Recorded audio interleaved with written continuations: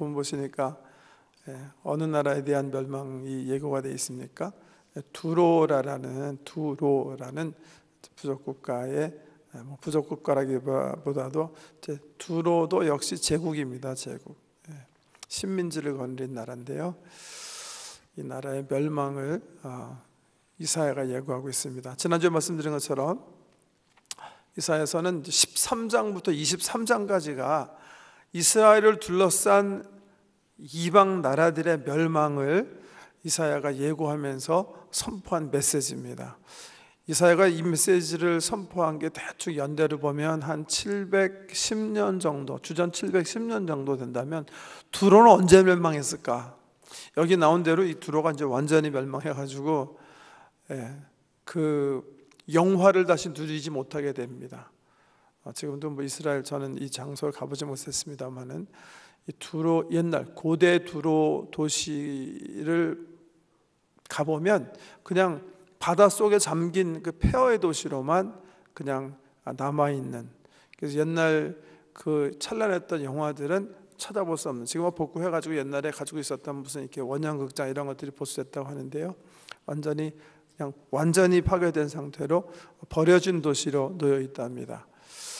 언제 그 일이 일어났는가? 주전 333년에 일어난 거예요. 주전 3세기경에 그 동네를 제패한 사람이 누구일까요? 누구죠? 어느 나라? 헬라죠. 헬라에 누가 여기 와가지고서는 이 두로 나라를 쑥밭으로 만들었을 것 같아요. 그 유명한 알렉산더입니다. 알렉산더가 주전 333년에 이 두로를 공격해가지고, 이 두로가 외부 워낙 잘 사는 성이었기 때문에 외부의 침략을 받지 않으려고 그냥 성도 견고하게 쌓고 군대도 있어가지고 끝까지 버텼어요. 6-7개월 버티다가 결국 알렉산더의 그 맹공에 무너져 내려가지고 그 이후부터는 흔적이 없는 그런 도시가 됩니다. 그러니까 이사야의 관점에서 한 710년 이렇게 보면 333년이니까 근 한 얼마 되는 거죠? 한 380년 되는 건가요? 380년 후에 펼쳐질 일들을 역시 이사야가 보고 예언하는 거예요. 그러니까 이사야는 다른 어떤 예언서보다도요, 참 정말 이렇게 뭐라 그럴까, 다른 어떤 분보다도 영감 있게 뭐 자국인 유다뿐만이 아니라 또 북쪽 이스라엘, 아수르 제국, 그 당시 이사야 당시에 있었던 제국뿐만이 아니라 우리 지난주에 살펴본 것처럼 바벨론, 아직은 일어나지도 않는 나라인데 바벨론이 나중에 일어나서 강국이 되지만 결국 멸망당할 것이다. 페르시아에서 멸망당할 것이다.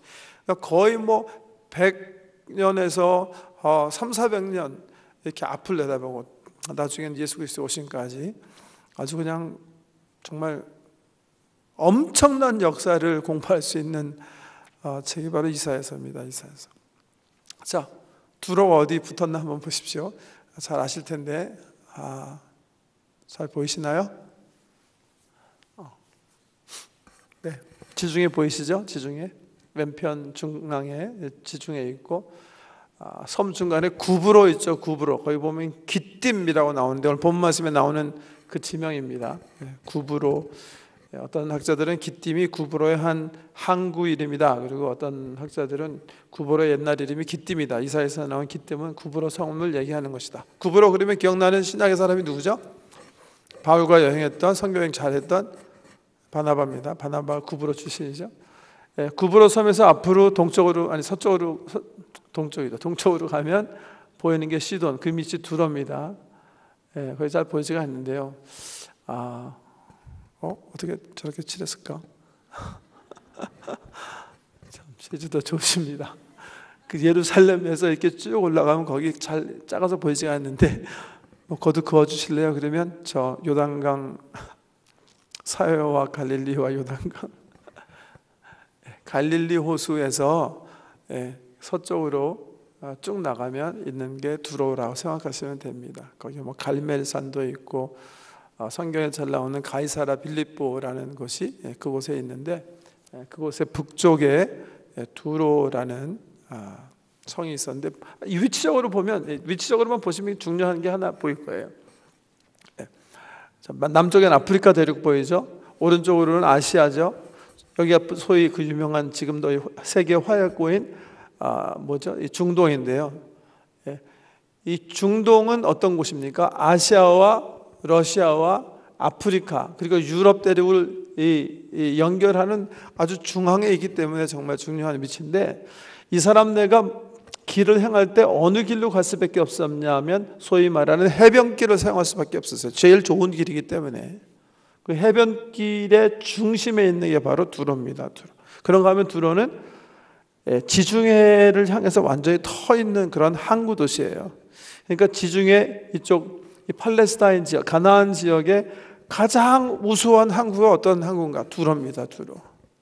이스라엘 두로 따라서 밑으로 쭉 내려오면 지금 텔아비브 근처에 있는 또 하나의 항구 도시가 하나 있어요. 성경에 나오는데 거기가 어딜까요? 욥바라는 곳입니다. 지도에 보시는 것처럼 욥바는 여기 안 나왔죠, 지금. 예. 왜? 욥바는 두로에 비하면 별로 이렇게 견줄 수 없는 그런 항구 도시예요. 그러니까 이 팔레스타인 지경에 있어서 가장 훌륭한 항구가 어떤 곳인가? 그러면 두로였다고요. 그렇기 때문에 두로가 부자가 되는 거예요. 한편으로는 해변길에 위치해서 중앙아시아의 그 해변길에 딱 위치해가지고 아시아, 유럽, 아프리카 상인들이 자유롭게 해변길로 왕래하면서 장사할 수 있는 데다가 가장 지중해에서 좋은 가나안 땅의 관점에서 볼 때 좋은 항구 도시이기 때문에 이 중간 무역 상인들 주로 자기네가 생산품 만들어서 파는 게 아니라 항해업이랑 중간 유통을 통해서 엄청나게 부를 축적한 도시가 바로 두로예요. 성경에 보면 구약 성경에 두로가 이렇게 이스라엘의 관점에서 이렇게 좀 협조적인 그런 때가 있었어요. 성경 한번 찾아보기 원하는데요. 사무엘하 5장 한번 펴보세요. 사무엘하 5장에 보면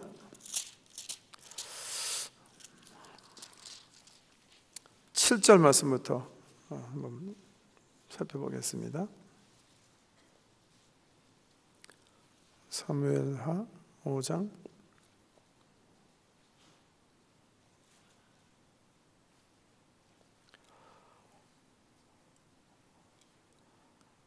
그냥 11절 말씀만 보죠. 네, 11절 말씀 보세요. 두로 왕 히람이 다윗에게 사절들과 백향목과 목수와 석수를 보내매 그들이 다윗을 위하여 집을 지으니 다윗이 여호와께서 자기를 세우사 이스라엘 왕으로 삼으신 것과 그의 백성 이스라엘을 위하여 그날을 높이신 것을 알았더라. 이 한 구절만 보더라도 두로가 꽤 부자였다는 걸 알 수 있죠. 네, 다윗 왕이 이제 나라들을 평정하고 민족을 평정한 다음에 이제 정말 왕으로 올라앉았어요. 이때 굉장히 협조적으로 나온 게 바로 두로예요. 자기가 가지고 있는 부를 가지고 보니까 다윗이 이 중동의 그 모든 패권을 이제 쥐게 된 거예요. 그러니까 스스로 알아가지고 사절들 보내고 백향목과 목수와 석수를 보내서 다윗의 궁정을 짓게 하는 역할을 합니다. 이 히람 왕의 그 유적들이 아직도 남아 있다고 하는데요. 특별히 이 히람 왕 때부터 시작해서 두로는 아주 정말 부강한 나라로 이 대서양이 아니라 지중해를 다니면서 다시스까지 식민지로 손에 넣는, 다시스가 어디에 있다고 그랬죠? 스페인에 있다고 그랬잖아요. 스페인에 있는 섬까지 가서 스페인까지 자기 영역으로 식민지로 삼는 그런 막강한 실력을 발휘했다고 합니다. 근데 이 히람 왕이 또 한 번 나와요. 언제 나오냐면 솔로몬 시대 또 나와요. 다윗이 죽은 다음에도 아직 왕노릇하는 모습인데요. 열왕기상 5장 한번 가보세요. 열왕기상 5장 보면 역시 이 레바논 중심의 이 두로의 이 막강한 권력, 이 레바논 사람들의 어떤 부를 볼 수 있는 장면이 또 한 번 소개되어 있는데 5장 10절에 보면 7절 말씀부터 열왕기상 5장 7절. 히람이 솔로몬의 말을 듣고 크게 기뻐하여 이르되 오늘 여호와를 찬양할지로다. 그가 다윗에게 지혜로운 아들을 주사 그 많은 백성을 다스리게 하셨도다 하고, 이에 솔로몬에게 사람을 보내어 이르되 당신이 사람을 보내어 하신 말씀을 내가 들었거니와 내 백향목 제목과 잣나무 제목에 대하여는 당신이 바라시는 대로 할지라. 내 종이 레바논에서 바다로 운반하겠고 내가 그것을 바다의 뗏목으로 엮고 당신이 지정하는 곳으로 보내고 거기서 그것을 풀리니 당신은 받으시고 내 원을 이루어 나의 궁정을 위하여 음식물을 주소서 하고, 솔로몬의 모든 원대로 백향목 제목과 잣나무 제목을 주매 솔로몬이 히람에게 그의 궁정의 음식물로 밀 2만 고루와 맑은 기름 20고루를 주고 해마다 그와 같이 주었더라. 여호와께서 그의 말씀대로 솔로몬에게 지혜를 주신 거로 히람과 솔로몬이 친목하여 두 사람이 함께 약조를 맺었더라. 왜 이렇게 이스라엘이 다윗 시대도 마찬가지고 솔로몬 시대도 마찬가지고 왜 이 레바논, 히람, 두로 사람 이 사람들에게 이 물자를 공급받는 거예요? 이 사람들은 중간 상인이기 때문에 그런 거예요. 배로 지중해 통해서 물건 들여오고 다시스 스페인까지 가갖고 좋은 그 나무들 가서 잘라오고, 또 레바논에 있는 좋은 백향목들 얼마든지 해변로를 통해 가지고서는 다른 나라에 보낼 수 있을 정도로 이 중간 무역상으로 아주 그냥 손색이 없는 나라로 성장한 게 바로 두로입니다. 그래서 굉장히 부강한 작은 나라였지만 굉장히 그 돈이 많은 그런 나라였어요. 그런데 돈 많고 항구 도시고 잘 나가면 보통 함께 따라오는 게 뭐죠? 성적인 타락과 항구 도시. 두 번째는 우상들이에요. 물질 풍요에 대한. 그래서 이곳에서는 기본적으로 바알과 아세라를 너무나 많이 섬겼던 곳이에요. 그래서 이 다윗과 솔로몬 시대에는 어느 정도 이 히람 왕과 약조도 맺고 좋은 관계 속에서 이스라엘 백성들이 두로 사람들과 친하게 지내는데, 주님의 관점에서는 이스라엘 백성이 사귀지 않아야 될 확실한 이유가 있었어요. 그 이유가 현실화되기 시작한 게 그 유명한 북이스라엘 왕 누구예요? 아합 왕이에요. 아합 왕. 아합 왕이 누구랑 결혼하죠? 이스라엘의 바알을 가지고 들어온 이사벨이라는 이방 여자와 결혼해요. 이사벨이 어느 나라 사람인가? 두로 바로 위에 사는 레바논 사람인데요. 시돈 사람이에요. 시돈. 그 기사도 한번 보세요. 열왕기상 16장, 거기서 조금 더 넘어가면 있는데요. 열왕기상 16장 29절.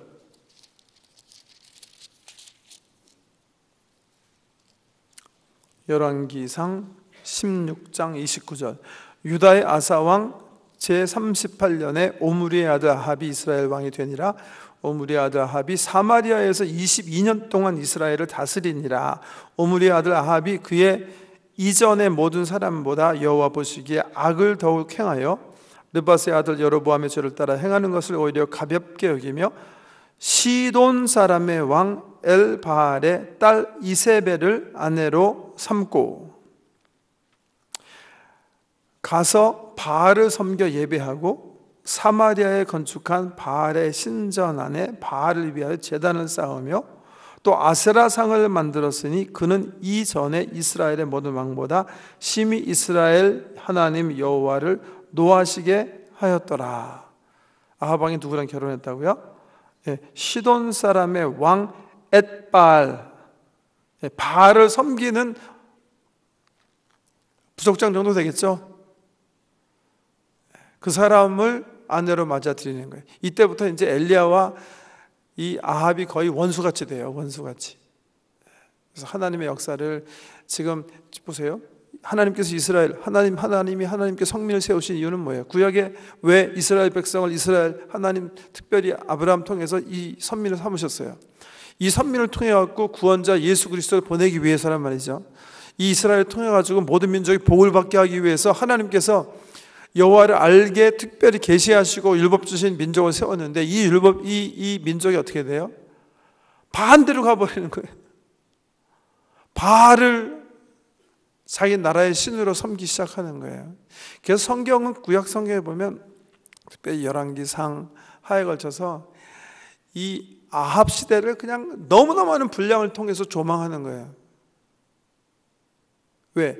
가장 주께서 원하시는 그 선민의 선택에 반대로 갔기 때문에 그런 거예요. 제사장 나라가 됐어야 되는데 제사장 나라가 아니라 바알의 나라가 되어버리는 거예요. 그러니까 하나님께서 막 엘리야도 보내시고 엘리사도 보내시고 다른 어떤 시대보다도 가장 많이 기적과 표적들을 나타내 보여주신 거예요. 왜? 돌아오게 하려고. 왜? 이스라엘이 미친 것 같으니까 하나님 보시기에.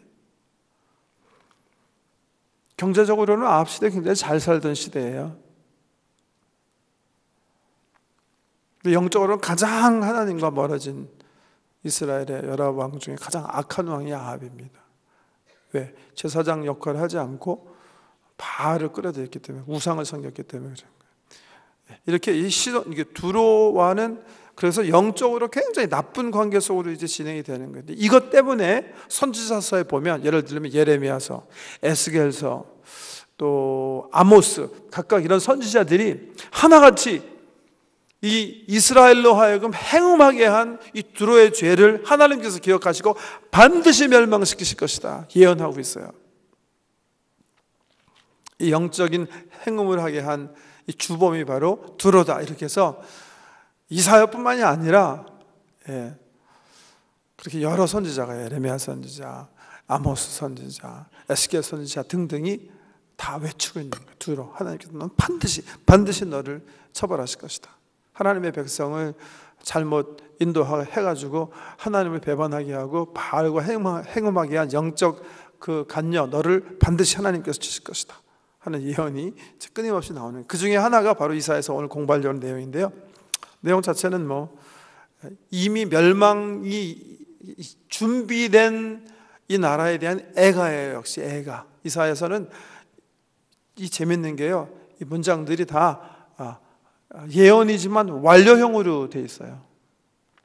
하나님께서 너를 다 부시셨구나, 아이고 할렐루야, 이런 식으로 이렇게 다 이미 이게 300-400년 후에 펼쳐질 일이지만 문법 형태로 보면 다 이미 완료형으로, 이미 다 끝난 게임으로 다 결정돼 가지고 하나님께서 이미 다 소멸시킨 것으로 이렇게 표현된, 그래서 이제 만가 형태입니다.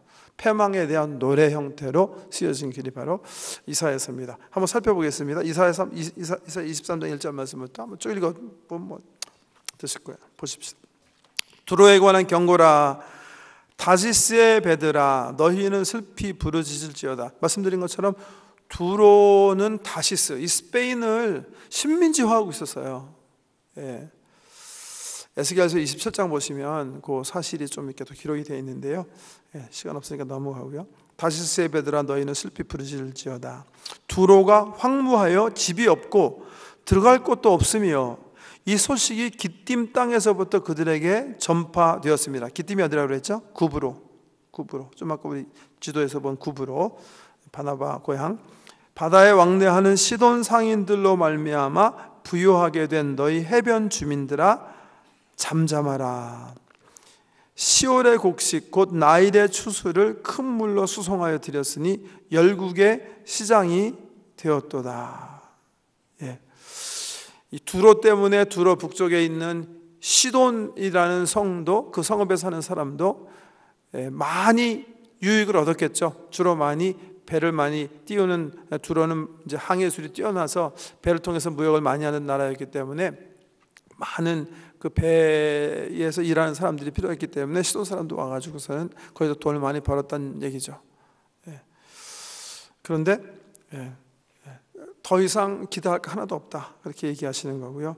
시돈이여 너는 부끄러워할지어다. 대저 바다 곧 바다의 요새, 요새는 두로 얘기하는 거죠. 두로가 말하기를 나는 상고를 겪지 못하였으며 출산하지 못하였으며 청년들 양육하지도 못하였으며 처녀들 생육하지도 못하였다 하였습니다.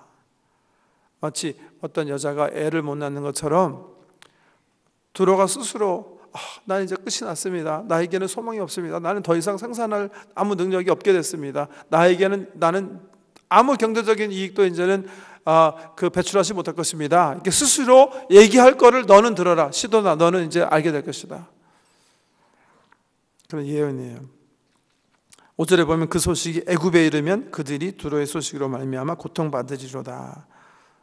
애굽이 두 가지 관점에서 고통을 받게 될 거예요. 하나는 경제적으로 같이 무역하고 있었기 때문에 두로의 멸망은 경제적인 타격이 있을 것이고, 두 번째는 보세요. 두로를 맨 처음에 공격하는 나라는 아수르였어요. 아수르. 그 다음에 바벨론. 그 다음에 잠시 있다가 페르시아 때문에 조금 이렇게 숨 돌리다 그 다음에 히랍 대제국이 일어나고 완전히 멸망하는데요. 지도로 보면 아수르나 바벨론이 애굽을 치기 위해서 먼저 반드시 쳐야 되는 나라들 중에 북왕국 이스라엘이 있고 두로 시돈이 있는 거예요. 그러니까 사실은 두로 같은 나라, 이스라엘 같은 나라는 애굽에 있어서는 군사적 방패예요. 일단 얘네가 무너지지 않으면 아수르가 바벨론이 자기네를 칠 수 없으니까. 그런데 두로가 무너지면 물론 경제적으로도 불이익이 있겠지만 애굽의 관점에서는 군사적으로도 막대한 위험에 처하게 된다는 말이죠. 그거에 대한 망감이다. 그 소식이 애굽에 이르면 그들이 두로의 소식으로 말미암아 고통받으리로다. 너희는 다시스로 건너갈지어다. 신민지로 가라. 해변 주민아 너희는 슬피 부르짖을지어다. 이것이 옛날에 건설된 너의 희락의 성 곧 그 백성이 자기 발로 먼 지방까지 가서 머물던 성읍이냐? 조롱하는 이사야의 예언입니다. 사람들이 그렇게 얘기할 거라는 거죠. 이 두로가 완전히 무너진 거 보고 야 이게 그 성이냐 바로? 다시스 사람들이 야 이게 우리를 지배하던 성이란 말이냐? 이렇게 너무나 놀라가지고 그렇게 된다는 거예요. 예. 자, 계속해서 8절에 보면 오늘 이제 우리 성경 공부의 본문 말씀인데요. 면류관을 씌우던 자요, 그 상인, 그러니까 면류관을 씌우던 자, 이거 성경학자들이 해석하기를요. 이거는 그래서 이사야서가 참 이해하기 힘든데, 이 시돈 사람들, 두로 사람들이 이제 식민지를 점령하고 나서 주로 거기 이제 자기 딸들을 시집 보냈대요, 왕들에게. 그리고 왕을 이제 자기 밑에 이제 뭐라 그러죠? 그 무슨 왕이라고 그러죠? 이제 식민지 밑에 식민지가 만약에 황제라면 밑에 이제 왕으로 삼으면서 면류관을 씌워주는 그거를 풍자한 그 글이다. 그 만가다 그렇게 표현하고 있습니다. 딸들을 식민지 국가의 국왕의 비로 강제로 결혼시키고 그러면서 이렇게 그래 우리는 이제는 그 형제국이야 그렇게 하는 것을 빗대어서 이사야가 면류관을 씌우던 자였다 그렇게 표현했다 이렇게 하는 거고요. 그 상인들은 고관들이요 그 무역상들은 세상의 존귀한 자들이었던 두로에 대하여 누가 이 일을 정하였느냐. 다시요 8절 9절이 이제 멸망의 이유를 얘기하는 거니까 중요하니까 다시 한번 읽겠습니다. 면류관을 씌우던 자요 그 상인들은 고관들이요 그 무역상들은 세상의 존귀한 자들이었던 두로에 대하여 누가 이 일을 정하였느냐. 누가 멸망을 결정하셨는가. 우리 지난주에 공부했던 바벨론과 똑같은 결론이 거의 또 나오죠. 9절 만군의 여호와께서 그것을 정하신 것이라.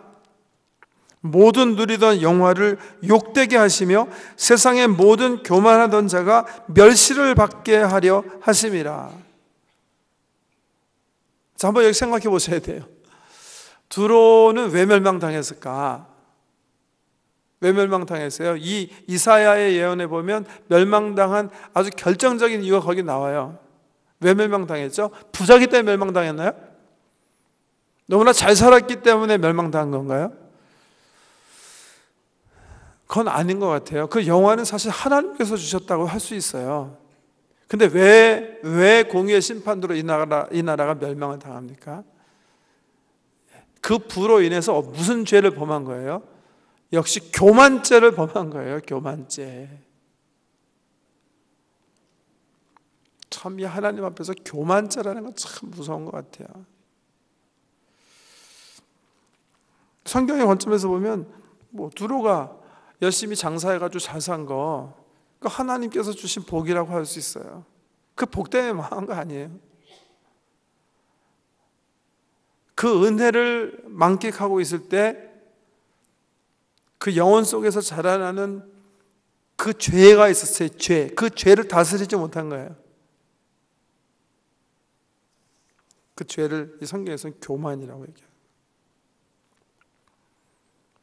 여러분, 그런 관점에서 정말 우리 인생이 평탄하고 잘 나갈 때 다른 사람과 견주어서 좀 의시될 수 있다 생각하면 정말 그때 영적인 위기인 걸 아셔야 돼요.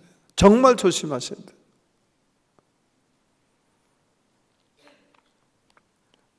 거기 그 순간에 정말 하나님 앞에서 하나님께서 자로 이렇게 재셨는데 벨사살 왕처럼 야 너는 내가 자 재보니까 안 되겠다 이렇게 판단 받으면 그때 망하는 거예요.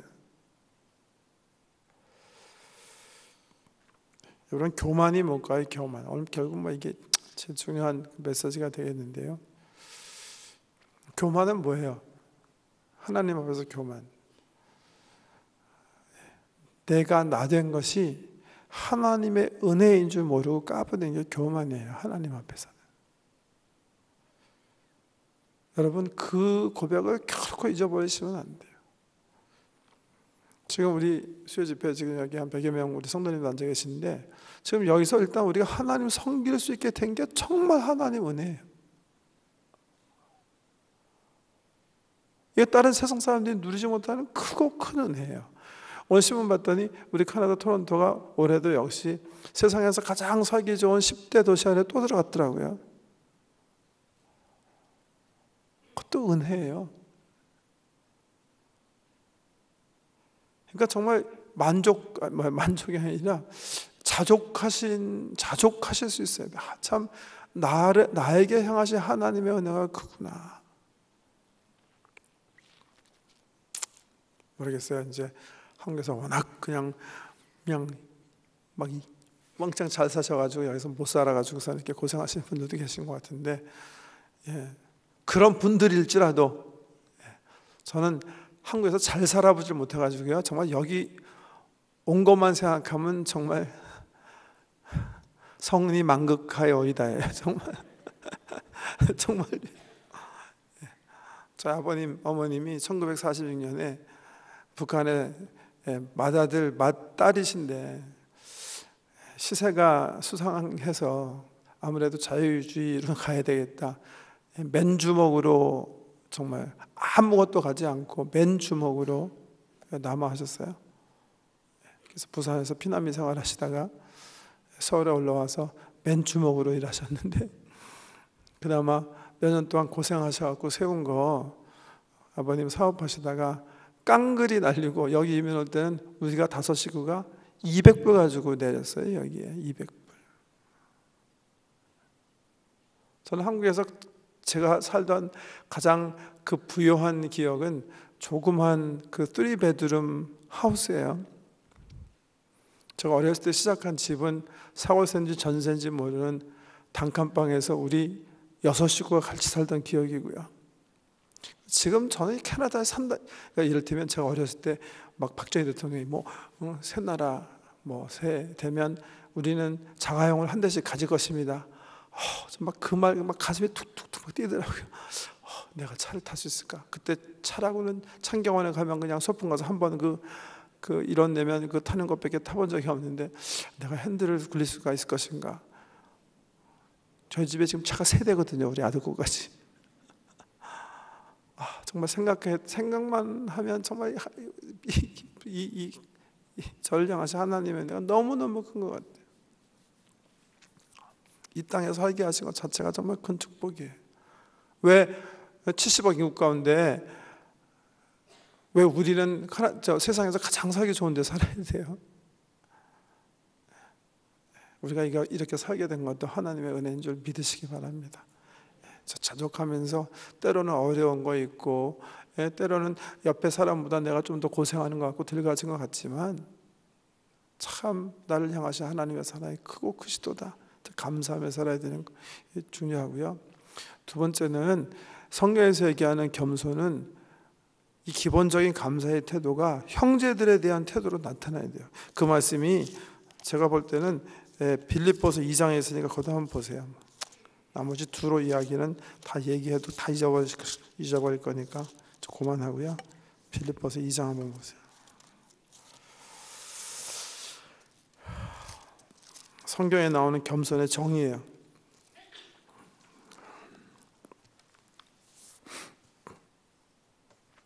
2장 3절 아무 일에든지 다툼이나 빌립보서 2장 3절 아무 일에든지 다툼이나 허용으로 하지 말고 오직 겸손한 마음으로 각각 자기보다 남을 낮게 여기고 각각 자기 일을 돌볼 뿐더러 또한 각각 다른 사람들의 일을 돌보아 나의 기쁨을 충만하게 하라. 이게 기능적 데피니션, 펑셔널 데피니션. 겸손은 뭐예요? 주변의 사람들을 정말 내 주변의 사람들을 나처럼 사랑하면서 사는 거예요. 그게 겸손이에요. 예. 다른 사람의 일을 내 일처럼 생각하고 같이 돕고 사는 게 겸손이에요. 겸손은 어떻게 보면 내 마음속에 그냥 다른 사람과 관계없는 속에서 나타나는 그런 덕목이 아니라요, 내 행함 속에서 드러나는 덕목이에요. 사실은요, 내 마음속에 있는 마음이라면 나보다 남을 낮게 여기는 자세예요. 참 힘든 자세죠. 이게 잘 안 되시는 분은 집에 앉아서 아침마다 하나님께서 어떤 은혜로 나의 죄를 용서해 주시는 묵상하셔야 돼요. 어떤 들보를 하나님께서 그냥 묶어 주셨는가 깊이 생각해야 돼요. 그러고서 남을 바라보시면 돼요. 그럼 그렇게 고백할 수가 있을까? 저 사람 나보다 낫다. 왜? 하나님은 절대 여러분들로 하여금 다른 사람의 들보를 보게 못하게 하셨어요. 우리가 남 판단하는 건 다 티사고 보고 하는 거예요. 그 이유를 예수님께서 뭐라 그러셨어요? 정말 자기 그 눈에 전봇대 박혀 있는 거 깨닫지 못하는구나, 그렇게 주님께서 표현하신 거예요. 참 주님의 해학적인 표현이신데,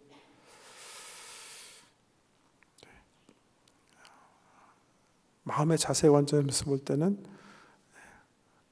정말 저 사람, 내 주변의 분들이 정말 귀한 분들이다. 하나님의 은혜가 저분들에게 있었더라면 저분들은 정말 더 나에게 주신 하나님의 은혜가 저분들에게 임했더라면 저분들은 정말 더 멋진 삶을 살 수 있었을 텐데 라는 자세로 사는 게 겸손의 기본적인 자세고, 두 번째 기능적인 자세는 뭐예요? 행동적인 자세는 뭐예요? 겸손한 사람은 남의 일을 자기 일처럼 잘 돌보는 게 그게 겸손이에요. 성경에서 얘기하는. 하나님이 그런 사람 좋아하시는 거예요. 특별히 오늘 이제 두로 같은 경우는 하나님께서 주신 은혜가 많잖아요. 축복이 많잖아요. 어떻게 하는 거예요?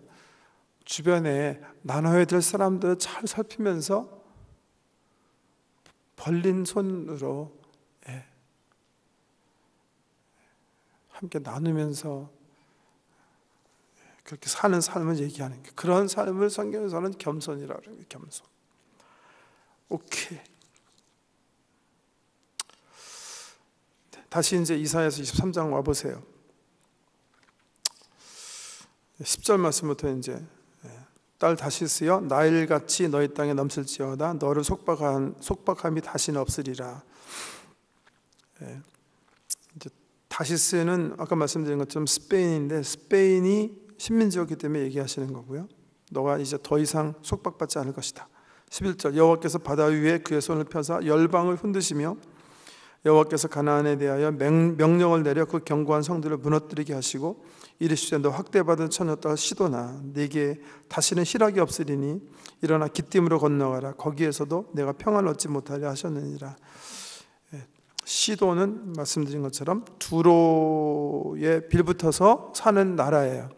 그런데 두로가 망했기 때문에 너도 이제 끝장난 거니까 다른 나라 가서 살더라도 너는 이제 다시 일어나지 못할 것이다. 같이 얘기한 거고요.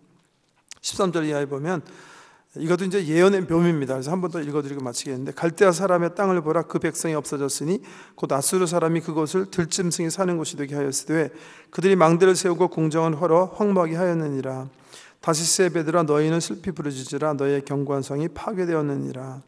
그날부터 두로가 한 왕의 연한같이 70년 동안 잊어버린 바 되었다가 70년이 찬 후에 두로는 기생의 노래같이 될 것이라. 잊어버린 바 되었던 너 음녀여 수금을 가지고 성읍에 두루 다니며 기묘한 곡조로 많은 노래를 불러서 너를 다시 기억하게 하라 하였느니라. 70년이 찬 후에 여호와께서 두로를 돌보시리니 그가 다시 값을 받고 지면에 있는 열방과 음란을 행할 것이며 그 무역한 것과 이익을 거룩히 여호와께 돌리고 간직하거나 쌓아두지 아니하리니 그 무역한 것이 여호와 앞에 사는 자가 배불리 먹을 양식 잘 입을 옷감이 되리라. 예, 감을 잡으셨는지 모르겠는데 이 15절 이하에 두로에 대한 또 새로운 어떤 역사에 대한 예언이 있어요. 그 전까지는 두로가 멸망할 것이다. 다시는 이제 그 멋진 노래 부르지 못할 것이다 그랬는데 여기 보면 그 두로가 70년 그럼 성경에 나온 70년은 뭐죠? 남왕국 유다가 바벨론의 포로 되었던 그 기간을 얘기하는데 그 70년 후에 다시 기생의 노래를 부르게 될 것이다. 다시 어떤 회복이 있을 것인데 나라가 회복되지만 유다가 회복된 것처럼 여호와의 노래를 부르는 게 아니라 옛날에 하던 짓을 그대로 하는 나라로 잠시 살게 될 것이다. 그러면서 16절 이하에 보면 그러는 중에 이스라엘 나라를 돕게 될 것을 얘기하고 계세요. 이것도요 역사가들이 그대로 이루어졌다고 얘기하는 거예요. 70년 후에 정말 이스라엘 백성이 남유다가 페르시아 왕 고레스에 의해서 해방받고 다시 돌아와서 나라를 구성할 때 여기 나온 말씀처럼 두로 사람들이 또 이스라엘 사람들을 도와요. 옛날에 솔로몬 도왔고 다윗 도왔던 것처럼 잠시 도와요. 그런 아주 자세한 역사를 이사야가요 정말 몇백 년 전의 비전을 보면서 얘기하는 게 이게 이사야서 예언의 묘미입니다.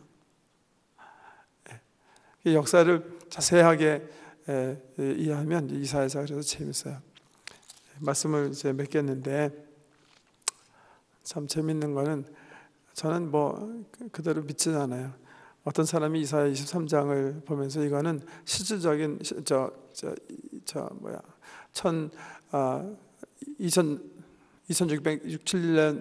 2700년 전에 존재한 두로에 대한 예언이 아니라 이 예언은 미국에 대한 예언이다. 그렇게 얘기한 사람이 있어요. 좀 무슨 근거로 그런지 모르겠는데 그런 사람들이 있습니다.